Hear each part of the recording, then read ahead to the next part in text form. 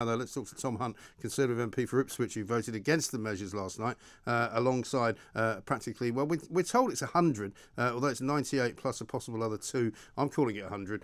Tory MPs who voted against the government's wishes for vaccine passports. Tom, a very good morning to you. Good morning. Thanks very much indeed for joining us. What was the atmosphere like last night? Because it seems quite a significant rebellion, this, and I think it shouldn't be underestimated really by people. No, I mean it wasn't. I mean, I didn't particularly enjoy yesterday. I don't think I didn't particularly enjoy it. I was elected as a Conservative member of Parliament, and I don't like rebelling. I don't like not supporting the Prime Minister.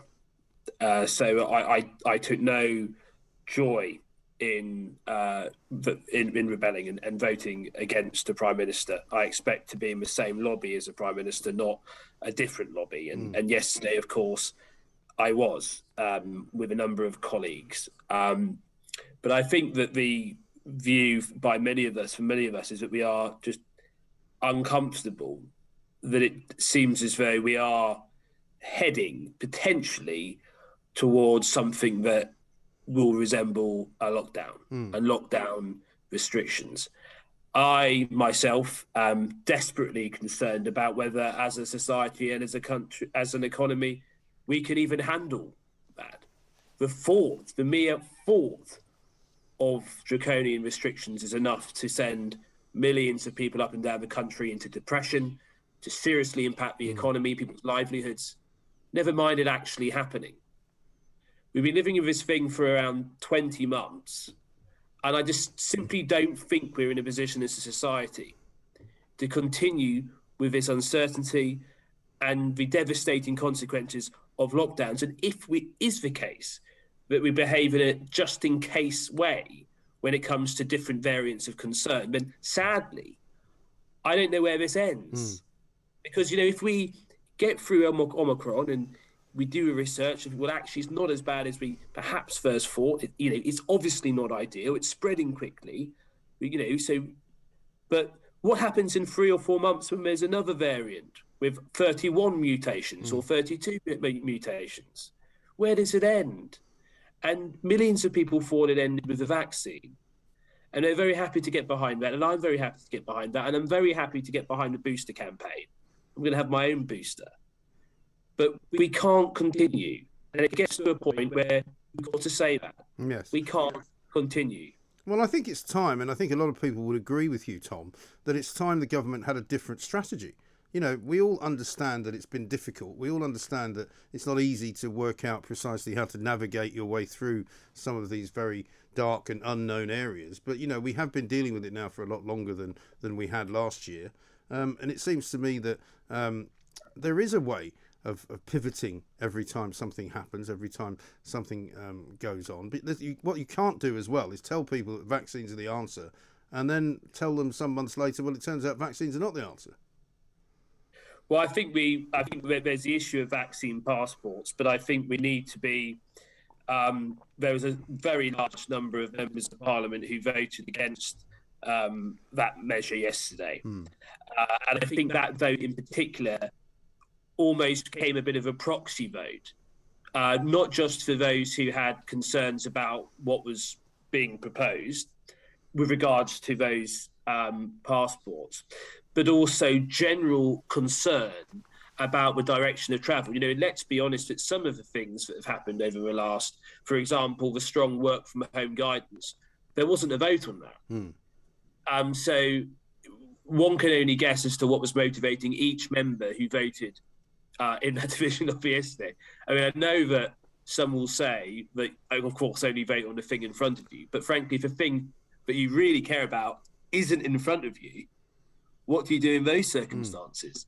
So I think that, I think I've been, when the roadmap out of the restrictions was announced, I thought it's probably more cautious than I'd like. It's probably more slow than I'd like. But at least as there's one direction of travel, and it's a positive direction of travel, okay, let's put up with that. But now we're in a position where after all of that, all the vaccines, it seems as though we're sliding towards a place where none of us want to go. And I think I appreciate the Prime Minister's in a very difficult position. Ultimately, he has the ultimate responsibility for making these decisions. And he also has a significant number of people in his ear, who will be advising him to do different things. But I hope that yesterday, it gives hope to some millions of people in the country that there are actually, some members of Parliament who are absolutely acutely conscious of how devastating lockdown restrictions are, particularly when they seem never-ending. And particularly... I was going to say, I think for sure people are very encouraged by the fact that so many of you did vote against the measures, but also there is a view that because of the numbers that you managed to turn out, it might actually influence the Prime Minister's next move, if you like, so that had this not happened, there might well have been another lockdown in January, but perhaps now there won't be. Well, one could hope that that's the case. And Omicron, it does look like it's milder than other forms of the variant. It is spreading very quickly. We know that the booster makes a difference in terms of protecting people. So I suspect that Omicron will put, some pressure on, some significant pressure on the NHS. But ultimately, in my view, that isn't a justification to, after the last 20, 21 months we've had, to continue to live a half-life. And for so long, we've been living half-lives. And actually, regardless of what the restrictions actually are, my concern is that this Christmas won't be much better than last Christmas. No. Because Christmas parties are being cancelled. Close friends who were meant to be seeing each other are now no longer seeing each other. And actually, the economic effect is significant, particularly for the hospitality sector. So, and it is the case that we're actually much better than many other countries, perhaps most other countries. We look at Austria and Australia, and they are much more draconian, in my view, when it comes to restrictions. But we are, Great Britain and Northern Ireland. Surely we're a great country, and if we should set the example. We shouldn't be afraid of doing that.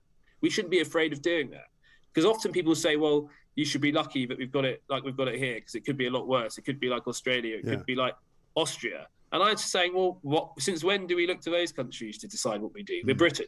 If we think something's wrong, we change it. And if we think that the logic behind something is faulty, we address it. And, we need to live with COVID, and we need to get our economy going. We've already spent £407 billion on the consequences of it. And as I said before, I am desperately concerned about mental health. And some of my colleagues have said before, their annoyance at those who say, oh, I had a good lockdown. Because perhaps they've got an incredibly large house with a big garden and nice, stable circumstances at home. That is the case for everyone, particularly younger people whose lives have been blighted and continue to be blighted by lockdown restrictions, when they themselves are incredibly unlikely to get anything other than something resembling a cold if they get Omicron. Well, I think that's the important point, because the other damage that's already been done has already been done, if you like. People have been cancelling Christmas parties. People have been cancelling various events that were going to be held over Christmas. Hotels have lost loads of business. Lots of hospitality businesses have basically gone under again, because people's reactions to what the government has done have been very negative. So it's not necessarily that the government has to put all of these restrictions into place. They kind of happen by themselves. I mean, there is and I think that if we look at the actual the free votes there were yesterday on 3 different statutory instruments. Yes, of course, if you look at them one by one, and if it was just about that, I think a lot of colleagues probably would have stomached it. But it's the whole tone, and it's the impact it's having, and the general desire of where we may be heading, where we really don't want to go. So I think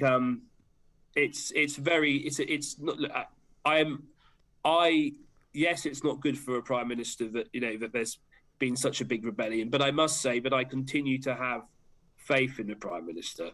I think I'm rooting for the Prime Minister, and I still hope and believe that he will get through this, and I'm there to support him. But he needs to, I think, reflect upon the strength of feeling there is within the parliamentary party. Yes, I think so. I mean, Sir Geoffrey Clifton Brown basically said that it's a very big rebellion.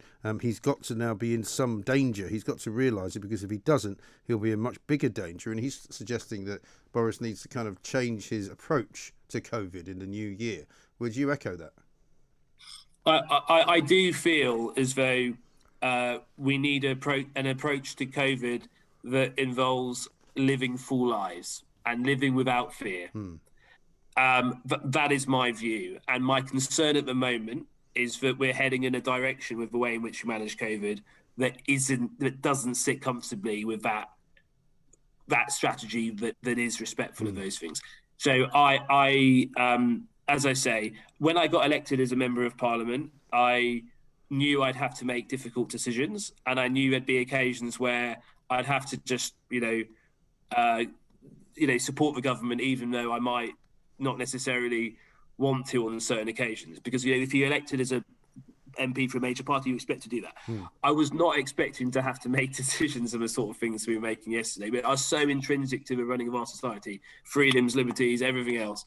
I don't see myself as a rebellious chap. I really don't. I don't. And I continue to be a supporter of the Prime Minister. That isn't to say, but I hope that people recognise the significance of what happened yesterday and they reflect upon it. Because I don't want to be in a position where I'm asked to vote on restrictions that are even stronger, perhaps, than the ones that I voted on yesterday. I don't want to do that again. I don't. I know, and I just think that there are millions of people in this country who are shadows of their former selves as a consequence of the COVID pandemic. And they need to grow strong again. They need to live with confidence. And to do that, we need to move beyond COVID and learn to live with it. Yeah, I think that's absolutely right. Tom, great to talk to you. Thank you very much indeed. Tom Hunt, Conservative MP for Ipswich, telling us why he voted against the government, much against his better judgment. He didn't want to vote against the government, but he couldn't bring himself to vote for them, given the vaccine passport situation.